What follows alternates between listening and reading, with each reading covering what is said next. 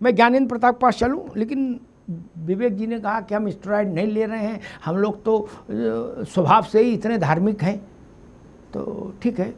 और उन्होंने बताया कि पूरे करोड़ों करोड़ लोगों का आस्था को ठेस पहुंची है, लोग बिलख रहे हैं। ठीक बात है, बिलख ना भी रहे हो लेकिन ठेस तो पहुंची है। थोड़ा तो अतिवाद हो ही जाता है बोलते समय, लेकिन इस चोरी के कांड से 1000 गुना ज़्यादा ठेस हमको तब लगी थी जब हमारे वोट से बनी हुई सरकार ने सुप्रीम कोर्ट में कह दिया था राम थे ही नहीं, ये तो माइथोलॉजी है। तो अब अंताक्षरी ना खेलो हमारे साथ महाराज, ऐसा ना करो प्रभु, तो फिर कैसे बहस चलेगी। ठीक, हमको सबसे ज्यादा ठेस तब लगी जब उस वक्त कांग्रेस में थे, अब अशोक यादव पार्टी में है, सिब्बल। उन्होंने जाके कहा कि लोकसभा चुनाव तक मंदिर की सारी व्यवस्था रोक दो, सुनवाई को तब सबसे ज्यादा ठेस लगी। हमको तब सबसे ज्यादा ठेस लगी जब मुलायम सिंह जी के नेतृत्व में चलने वाली सरकार ने सरयू के रक्त को लाल, सरयू के पानी को लाल कर दिया रक्त से राम भक्तों के। तो हमको सबसे ज्यादा ठेस लगी, इस चोरी से 1 लाख गुना ज्यादा ठेस लगी। और उससे भी ज्यादा ठेस हमको तब लगी जब मैंने लोकसभा में यह सुना अशोक भाई कि जितने ऊपर गए थे चिपक के रह गए, हुए मर गए, हमें कोई अफसोस नहीं है, ना था ना है ना होगा, मुल्ला कहो चाहे मुलायम सिंह कहो। हमको तब 1 करोड़ गुना ज्यादा ठेस लगी थी कि हमारे वोट से चलने वाले दल हैं, ये हमारे वोट से राजगद्दी भोगने वाले लोग हैं, राजपाट भोगने वाले लोग हैं। ये कह रहे हैं कि हमको इस बात की प्रसन्नता है कि हमने कार सेवक मार दिए।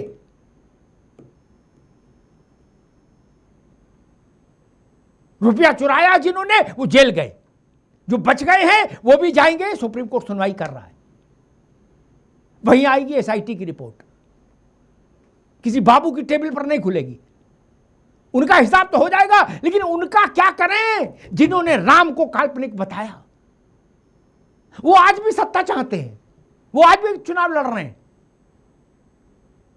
उनका क्या करें जिन्होंने सरयू के रक्त को लाल कर दिया, उनका क्या करें, क्या करें उनका।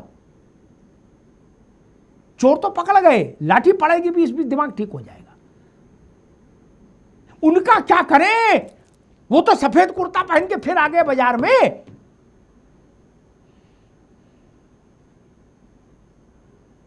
क्यों गोली मारी गई थी,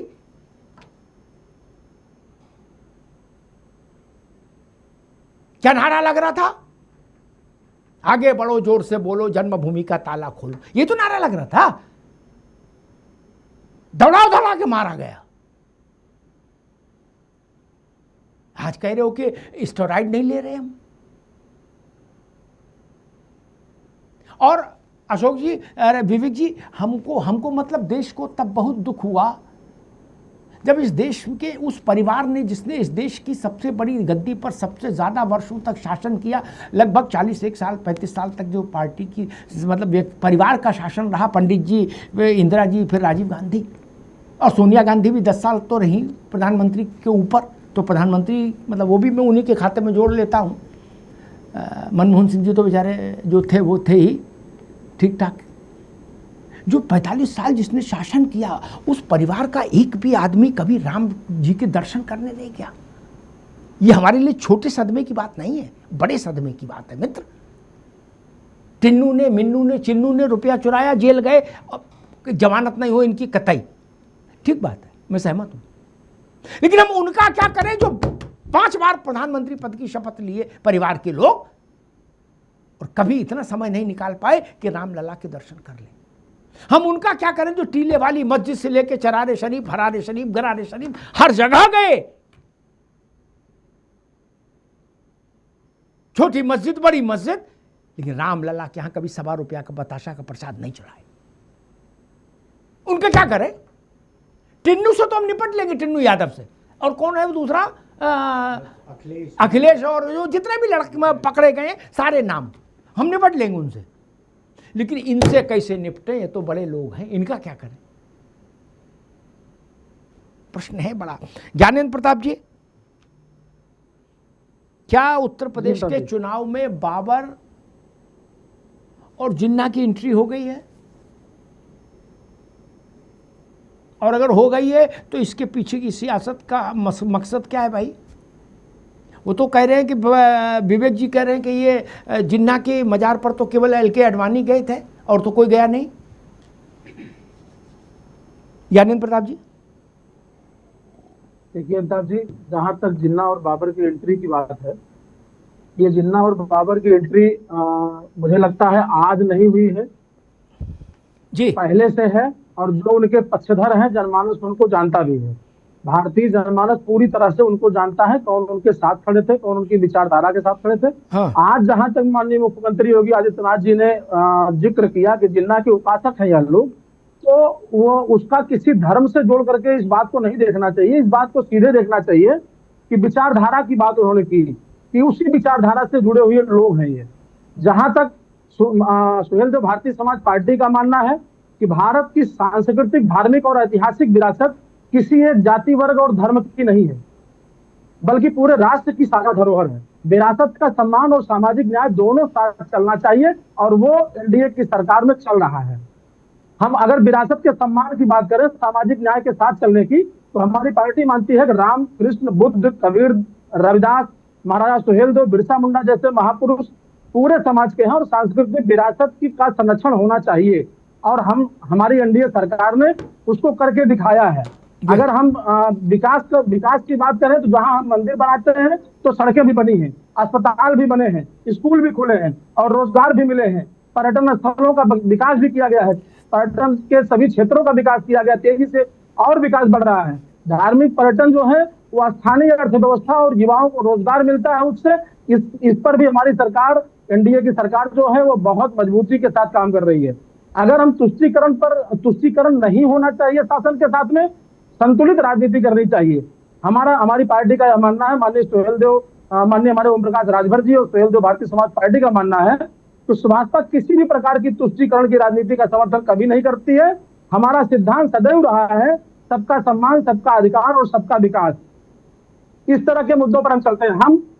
हम लोग जो है विरासत की बात जहां पर करते हैं वहीं पर ये विपक्ष के लोग बताएं पिछड़े समाज के नायकों को, चाहे महाराजा सुहेलदेव हो, चाहे महाराजा निषाद राज हो, चाहे राजा मिहिर भोज हो, या मतलब मिहिर भोज हो, या अन्य जो भी महापुरुष से अपने देश के रहे हो, या देवी देवताओं के पर्यटन स्थल इस तरह से रहे हो, धार्मिक स्थल रहे हो, उनमें दशकों तक इतिहास में उनको उचित स्थान क्यों नहीं मिला? आज अगर मिल रहा है तो सबसे बड़ी छटपटाहट इनको ये है। जनमानस शुरुआत से देख रहा है कि एनडीए की सरकार और हमारी सुहेलदेव भारतीय समाज पार्टी का जो मानना रहा है, जनमानस उसके साथ पूरी तरह से खड़ा है। आज ये नए नए राम भक्त बनना चाहेंगे तो जनमानस सवाल खड़ा करेगा। माननीय मुख्यमंत्री जी बार बार कह रहे हैं कि मथुरा चलो, कृष्ण जन्मभूमि की तरफ बढ़ो। क्यों उनका आग्रह इस तरह का है? क्योंकि जब आप चोला ओढ़ करके चलने का प्रयास करेंगे तो फिर आपको प्रमाण तो देना पड़ेगा। जैसा अभी आपने स्वयं बताया कि इन लोगों ने काल्पनिक कहा, इन लोगों ने राम के अस्तित्व पर प्रश्न चिन्ह खड़ा किया, सारी चीजों को नकारा, आज तक राम मंदिर दर्शन करने नहीं गए। छोटी घटनाएं सब जगह होती है, चोरी की घटना हुई है, घटनाएं सब जगह होती है, बहुत सारे मंदिरों में, बहुत सारे धार्मिक स्थल मस्जिदों में और गिरजा गुरुद्वारों में भी हुई है। ऐसा नहीं है कि केवल राम मंदिर में चोरी, चोर तो सब जगह हो सकते हैं, लेकिन सरकार का काम क्या है? किसी घटना को घट जाने के बाद, आपराधिक घटना कोई भी घट जाए तो उसके बाद सरकार ठीक है ज्ञानेंद्र प्रताप जी, ज्ञानेंद्र जी ठीक है, उस पर ठीक। रत्नेश जी, विपक्षी दल कह रहे हैं कि अयोध्या में जो चढ़ावा चोरी का कांड हुआ है उससे ध्यान बांटने के लिए, हटाने के लिए जनता का, आप बाबर और बाबर के बाद बाबर के छोटे भाई जिन्ना को लेके आए हैं। अमिताभ जी, आपको और सभी साथी पैनलिस्टों को और देश की जनता को मेरी तरफ से जय श्री राम।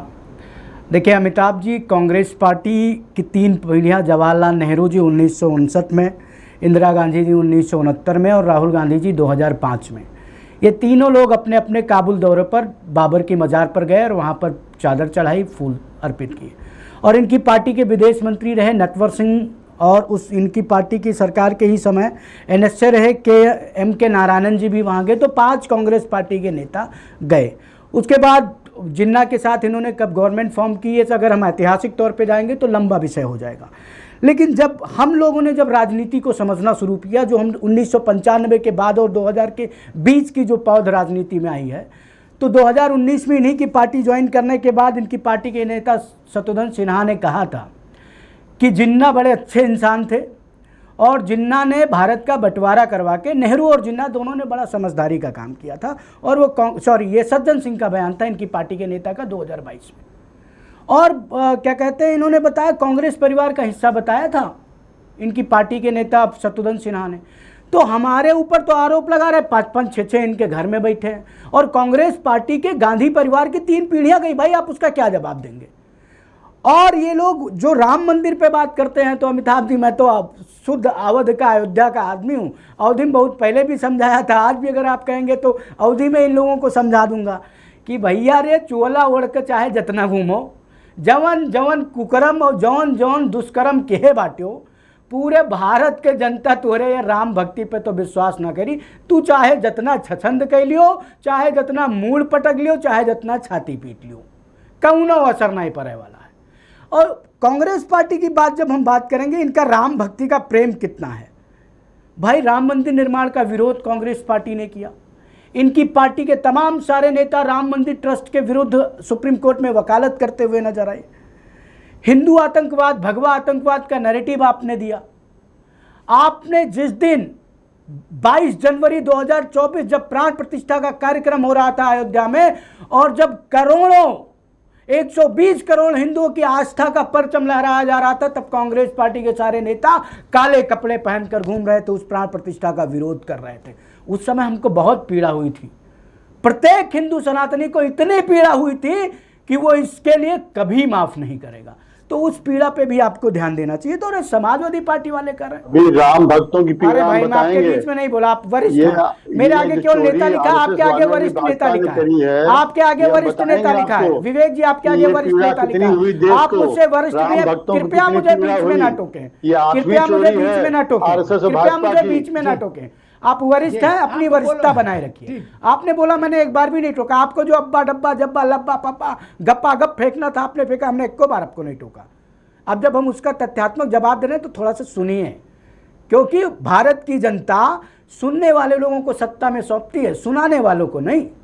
और कांग्रेसियों और सपाइयों की यही दिक्कत है, ये सुनना नहीं चाहते, कहते तुम सुनो हमारी, और जनता कहती है ना, लोकतंत्र हम ही हैं लोग, तुम हो तंत्र, और तंत्र को लोग की हरदम सुननी पड़ती है। तो पहले तो लोकतंत्र की सटीक परिभाषा ये दोनों पार्टियां जान लें। अब अमिताभ जी मैं आ जाता हूं मूल बिंदु पे। जो माननीय मुख्यमंत्री जी ने कहा, मेरे आदरणीय पूज्य गुरुदेव महंत योगी आदित्यनाथ जी महाराज ने कहा कि ये जिन्ना के ऊपर, बिल्कुल सही कहा। और पूर्व में भी कहा था माननीय मुख्यमंत्री जी ने, पूज्य गुरुदेव ने, कि भाई आप अयोध्या पे काहे इतना कूद रहे हैं। अयोध्या में जो होना था सो कर लिया हमने। 1990 में हमने गोली भी खा ली, हमने लाठी भी सह ली। 1992 में हमने 6 दिसंबर को ढांचा भी ढहा दिया। और 2019 में माननीय सर्वोच्च न्यायालय का निर्णय आने के बाद जब हमारे पक्ष में आया, उसके बाद हमने 22 जनवरी 2024 को भव्य और दिव्य राम मंदिर में प्रभु श्री राम की प्राण प्रतिष्ठा भी करा दी। अब बचा है कृष्ण जन्मभूमि। मैं तो अगर कहता, अगर मैं कहूं मैं राम का वंशज स्वयं को मानता हूं, और हमने राम के लिए किया। अखिलेश यादव जी स्वयं को कृष्ण का वंशज मानते, करिए ना कार सेवा।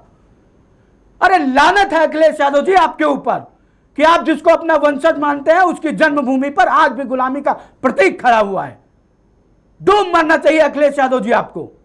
चुल्लू भर पानी लीजिए और नाक रगड़ के उसमें मर जाइए, क्योंकि आपके अंदर वो आत्म सम्मान नहीं है, आपके अंदर वो स्वाभिमान नहीं कि आप अपने पूर्वजों की मुक्त धरती को, उनकी जन्मभूमि को मुक्त करा सके। मैं तो चुनौती देता हूं, मैं चुनौती देता हूं। हमने राम को मुक्त कराया, हमने राम को मुक्त कराया। अखिलेश यादव में ताकत है, अखिलेश यादव में स्वाभिमान है, अखिलेश यादव में आत्मसम्मान है, तो कृष्ण जन्मभूमि को मुक्त करा के दिखाए। बाकी कुछ भी चिल्लाओ, कितनी भी छाती पीटो, कितना भी सर पटको, भारत की सनातनी जनता, उत्तर प्रदेश की सनातनी जनता आपको ध्यान में नहीं लेने वाली है।